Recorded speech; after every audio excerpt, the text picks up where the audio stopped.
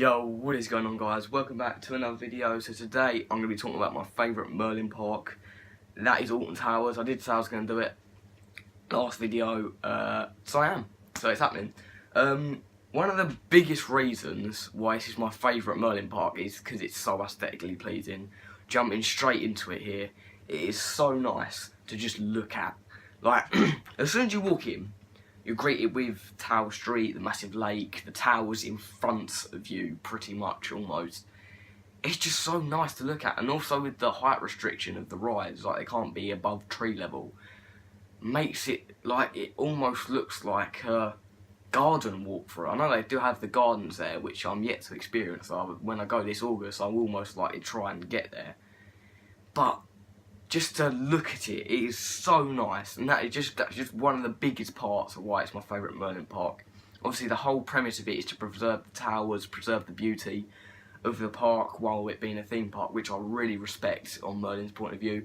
Like, you take Thorpe Park, for instance. I went on a busy day yesterday, bank holiday weekend on a Saturday, Easter weekend, sunny, hot. It was bedlam, it was uncomfortable, it was not really pleasing to look at. And then you take a day like at Alton Towers like that, it will just look so nice in the sun. It will look, even in the winter it looks nice. Like if it was snowing at Alton Towers, like you could just sit there and look at it. It's like that good. And that's not even the biggest part of why it's my favourite park. It is like one of the best parts about it, and it is breathtaking, some of the parts there.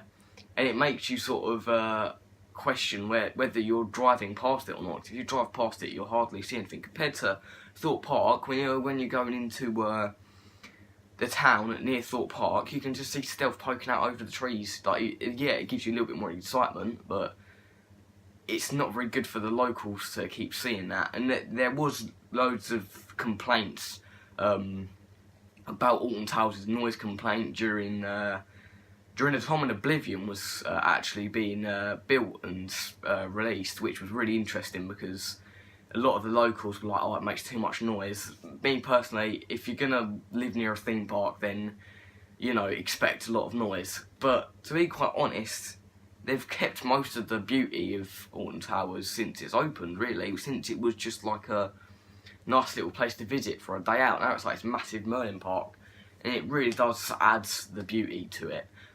Into my second thing, or the second reason why it's my favourite park, is the rides. Obviously, you go to a theme park to ride rides, and for the rides to be exciting and thrilling. And Alton Towers totally delivers. It delivers perfectly. I can't stress how good the rides at Alton Towers are. Every single one of the coasters is good, including Nemesis, which is 25 years old today, actually. Not today, I'm saying this year. Which is mental to think about. And also, let's just go through the rides. Alright, so Wicker Man, absolutely amazing experience, really good with the special effects. Oblivion, short but sweet, just the way I like it, like I said in the last video. Nemesis, old but good, really good. Galactica, no VR this season, so that's good as well. It's a really good experience with this. It's weird to explain that coaster, but it's good. Smiler, world's first 14 looping roller coaster, amazing. And that's only naming a few. Like, it is absolutely amazing. They've got a wide range of hotels. It is a really interesting park to go and visit, and it's not just that. They have a lot of family elements to the park, like Sea Beebe's Land, Katanga Canyon, Wickerman even is classed as a family coaster, which is really good. I'm only lucky enough to go to Alton Towers once every year because it's so far away. It's about 4 hours away from my house, especially as the Thorpe Park's about an hour away from my house. But yeah, it is something that I usually do in the summer holidays with my family, and it is a really enjoyable experience. The one factor, this is only really one disadvantage to Alton Towers, is it's a lot of walking. If you're unfit like me and you're walking around all day, it's gonna hurt your feet a lot. So do be prepared for that when you go, but that's only a small little factor for that matter.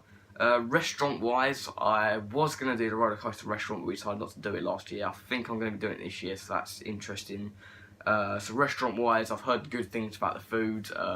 Do believe last year they added a new thing in the roller coaster restaurant called the Wickerman Stack, which was looking really nice. But on terms of that, didn't really get to do much of the restaurants near Wickerman because I had all the welcoming theming in like the little courtyard area, so we couldn't really. I know they did donuts and stuff like that, just ran outside of the courtyard, but we didn't really get many donuts. I mean, Tower Street had a little coffee shop on the right. We did do that. It's really nice, and overall, most of the restaurants that are nice at the park. Hotels wise, you've got a wide variety. You've got the fairy tale one. You've got the new for this year, the stargazing pods. The normal Towers Hotel, Splash Landing. That's 4 good hotels that are near the park.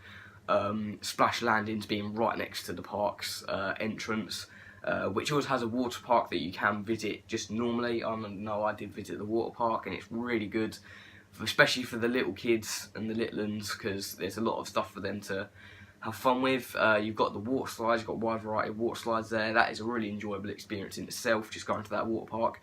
I know the first day I went to Alton Towers last year, we did half that Alton Towers and did the rest of the day in the water park. Do keep in mind these are quite expensive. I mean, if you have an annual pass, obviously you get a discount for that though as well.